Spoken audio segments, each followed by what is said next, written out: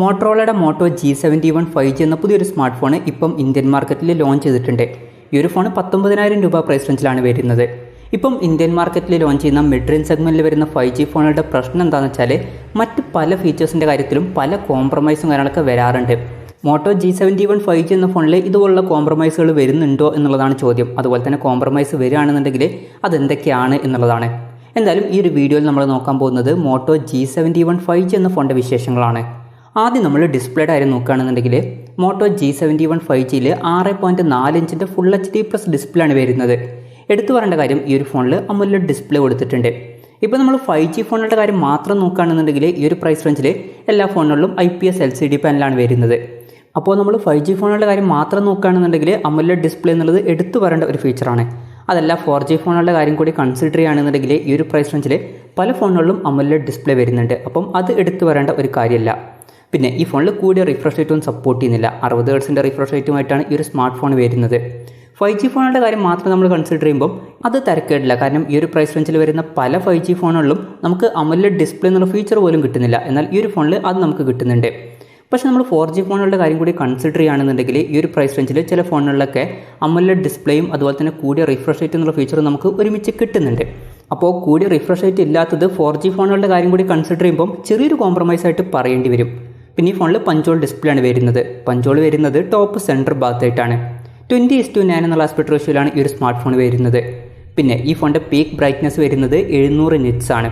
അപ്പോൾ ഡിസ്പ്ലേ നമ്മൾ മൊത്തത്തിൽ നോക്കുകയാണെന്നുണ്ടെങ്കിൽ 5G ഫോൺ ആണെന്നുള്ള കാര്യം മാത്രം കൺസിഡർ ചെയ്യുമ്പോൾ അത്യാവശ്യം നല്ല ഡിസ്പ്ലേ ഫീച്ചേഴ്സ് ഈ ഒരു ഫോണിൽ കൊടുത്തിട്ടുണ്ട്. അതെല്ലാം മറ്റ് ഫോണുകളുടെ കാര്യം കൂടി കൺസിഡർ ചെയ്യുകയാണെന്നുണ്ടെങ്കിൽ തരക്കേടില്ലാത്ത ഡിസ്പ്ലേ ഫീച്ചേഴ്സൊക്കെ ഈ ഒരു ഫോണിൽ ഈ ഒരു പ്രൈസ് റേഞ്ചിൽ വരുന്നുണ്ട്.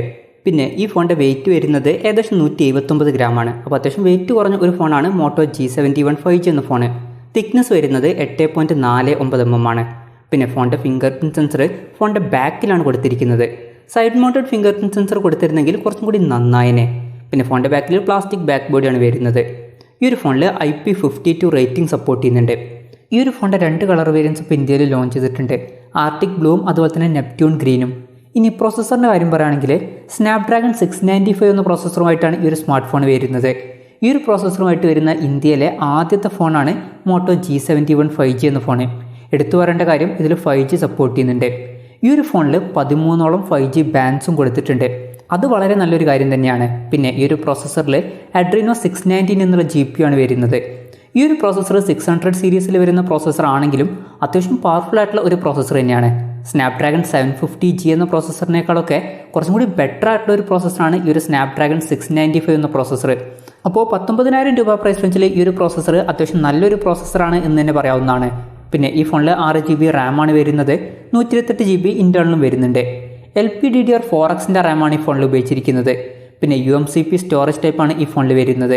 മെമ്മറി എക്സ്പാൻഡ് ചെയ്യുകയാണെന്നുണ്ടെങ്കിൽ ഈ ഫോണിൽ മെമ്മറി കാർഡ് സ്ലോട്ട് വരുന്നില്ല. അത് ഒരു നെഗറ്റീവായിട്ട് പറയേണ്ടി വരും. പിന്നെ ഈ ഫോണിൽ സിംഗിൾ സ്പീക്കറാണ് വരുന്നത്. ഈ ഒരു പ്രൈസ് റേഞ്ചിലൊക്കെ അവർക്ക് ഡ്യുവൽ സ്റ്റീരിയോ സ്പീക്കേഴ്സും കാര്യങ്ങളൊക്കെ കൊടുക്കായിരുന്നു. അതും ഒരു കോംപ്രമൈസ് ആയിട്ട് പറയേണ്ടി വരും. പിന്നെ ഈ ഫോണിൽ ഡോൾബി അറ്റ്മോസിൻ്റെ സൗണ്ട് സപ്പോർട്ട് ചെയ്യുന്നുണ്ട്. ഈ ഫോണിൽ 3.5 mm ഓഡിയോ ജാക്ക് കൊടുത്തിട്ടുണ്ട്. പിന്നെ ആൻഡ്രോയിഡ് 11 ബേസ് ആയിട്ടുള്ള MyUX സോഫ്റ്റ്വെയറുമായിട്ടാണ് ഈ ഒരു സ്മാർട്ട് ഫോൺ വരുന്നത്.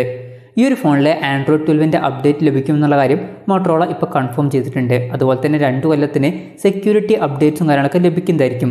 പിന്നെ സ്റ്റോക്ക് ആൻഡ്രോയിഡിന് അടുത്ത് വരുന്ന ഒരു ക്ലീൻ ആയിട്ടുള്ള എക്സ്പീരിയൻസും കാര്യങ്ങളൊക്കെ ഈ ഒരു ഫോണിൻ്റെ സോഫ്റ്റ്വെയറിൽ ലഭിക്കുന്നതായിരിക്കും.